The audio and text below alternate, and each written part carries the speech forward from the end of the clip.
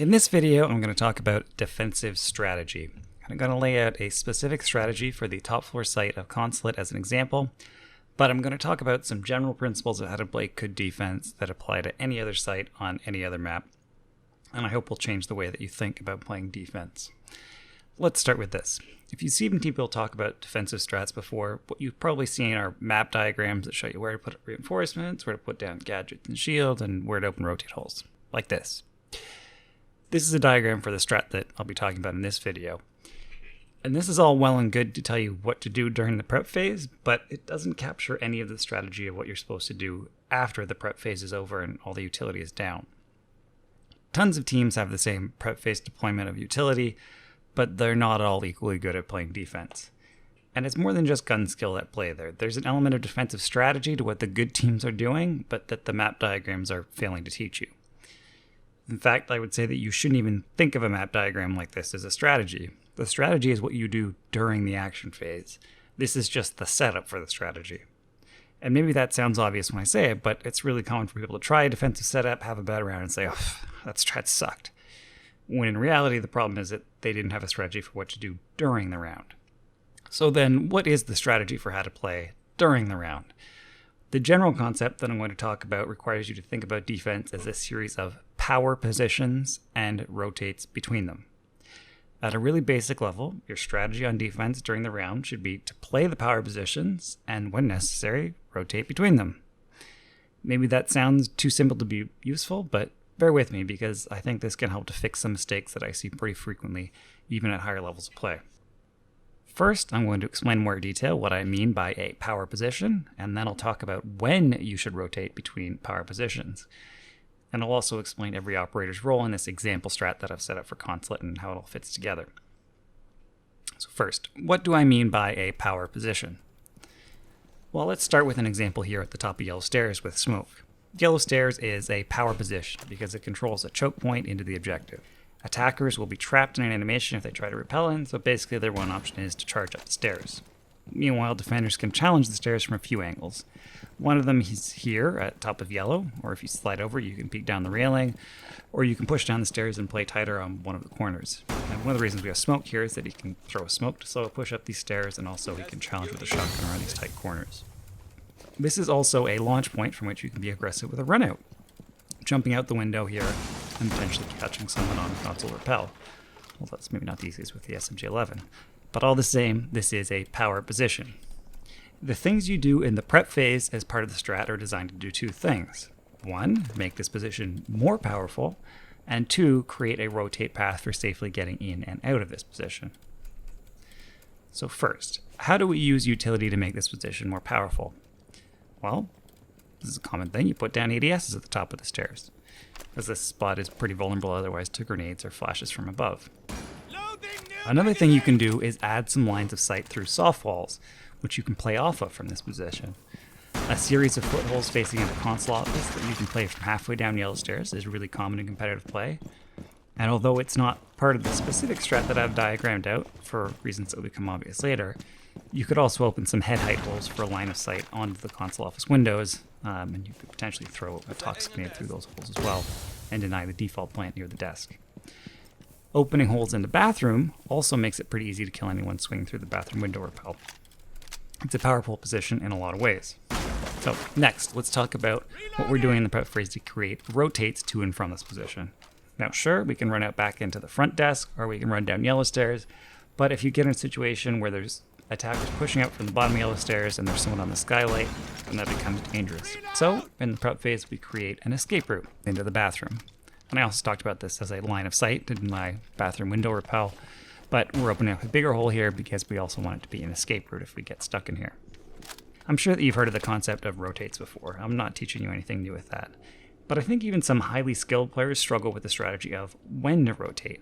They get antsy and run away from power positions for no good reasons.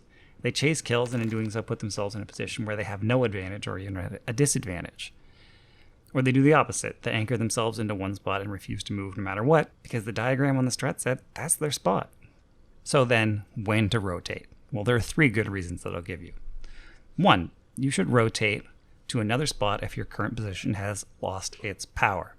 And an example of that is when your ADS at the top of yellow stairs get burned out and there's a sledge on the skylight with grenades in hand. Get out of there. But you shouldn't necessarily just panic and run away simply because you get droned out from your spot. If the strength of your position depends on the element of surprise, then maybe it wasn't much of a power position to begin with. Second reason you should rotate. If attackers are pushing elsewhere and your current position isn't impactful, or isn't as impactful as another position you can be holding instead. Third, you should rotate to fill a vacancy if someone else rotates or launches a flank and their position, again, is more impactful than the one you're currently in. So let's say the guy playing yellow stairs jumps out the window to try to kill someone on bathroom window rappel. He's given up that position, but that doesn't mean it isn't powerful anymore. If a second person has a path to rotate over and take that position, then he should make a judgment call of whether it's more impactful than his current position. You might also have a situation where a third person comes into the second person's spot and fills that void as they rotate over, like a game of leapfrog. And then when the smoke comes back inside, he can resume his old position and the defenders can cycle back again, or he can pick up a new position. Now let's go back to our strat and talk more about our setup and bathroom, which is another power position, which is going to be played by Maestro. And like with yellow stairs, we're going to do some things in the prep phase to make this position even stronger. First, we have the rotate hole into yellow stairs, which is also a powerful line of sight in the other direction onto the attackers pushing up yellow stairs if something bad should happen to Smoke. Smoke is also going to put down his shield onto the doorway and bathroom here, and we'll put up a reinforcement beside the shield to give Maestro a safe space from which to peek Connector and Consul Office. Then we're going to open up sight lines through the bathroom wall and through the meeting wall to give a line of sight all the way into the doorway at the top of these stairs. With all the angles you can hold here from bathroom, this is maybe the most powerful position that you can hold up for this site, with visibility across the floor. And in terms of rotates out of this position, well, there's not much that can be done here. But one way to try to create a bit of an extra escape route is that we're going to pre-break open one of the bench windows during the prep phase. Then, if you're stuck in bathroom, especially if someone's not on rappel, you leap out the window and then can jump in the bench window below and maybe survive to fight another day. If someone's already on rappel outside, maybe you just chance that you can surprise them and win the fight. Again, this is a situation where you're really screwed to stay there because you wouldn't want to leave bathroom unless you had to. Now let's start to piece this together. I've talked about two power positions and a rotate between them. A complete defensive strat expands this out into a network of several different power positions with utility deployed to strengthen those positions, and rotates opened up where necessary to enable movement between them. During the course of the round, you should envision yourself as cycling between different power positions in reaction to what the attackers are doing. You don't need to limit yourself to 5 power positions just because you have 5 operators, although there is a limit on how many positions you can devote utility to fortifying in the prep phase. This is how I suggest you think about defense: power positions and rotates between them. And as I start to transition about the next power position with this strat, this example strat that I'm talking about, I want to emphasize the value of thinking in 3 dimensions.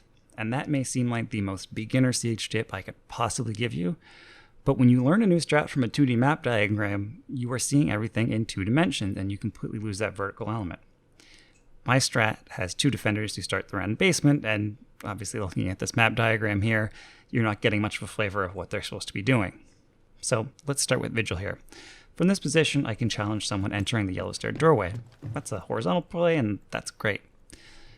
But now let's talk about the options here for vertical play.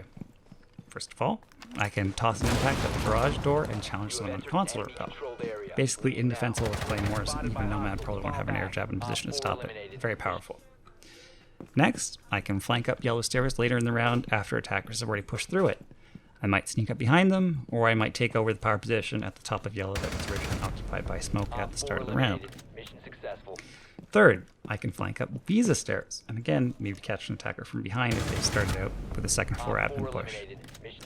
Fourth, I can run out Visa door on first floor and catch someone on connector rappel.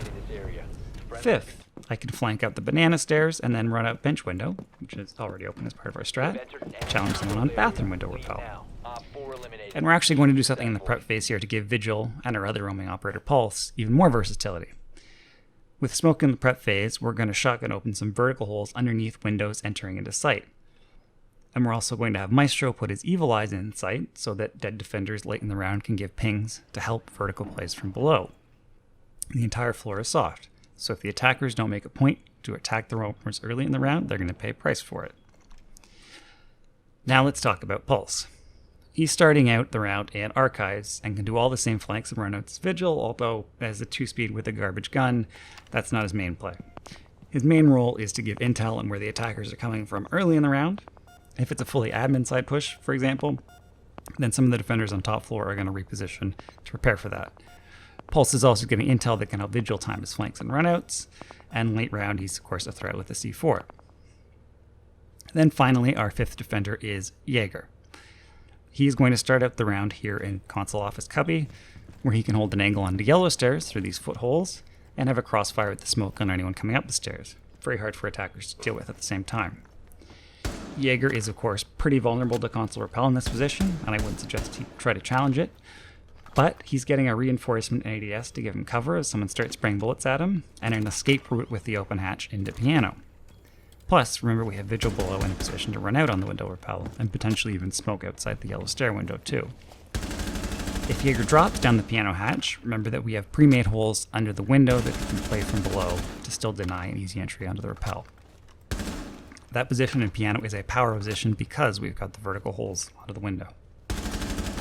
But now let's say, hypothetically, Pulse scans out a bunch of people coming in from Visa and admin at the start of the round. Jaeger's position then is not as impactful as somewhere else he could be. So if we slide over to the admin side of the map, what we're going to do is we're going to open a rotate into kitchen in the prep phase, and Jaeger should head over here and try to be the first line of defense to slow down the attack coming from admin. This is the spot he should be quick to fall back from, but maybe he can catch some drones, spray some bullets, slow down the attackers, and then he can fall back towards long desk. If it's a really heavy admin side push, based on the call that you get from Pulse, then the smoke should probably also give up yellow stairs too, and he can play inside of meeting room near the bomb chassis, where his shotgun again is pretty powerful playing tight up against the door, and his smokes are very useful to slow down a rush. And remember, if they go admin side, you've also got the Vigil and the Pulse ready to play from below. So that's the strat, but more important than the strat, in terms of what I'm trying to teach you with this video, is the mindset.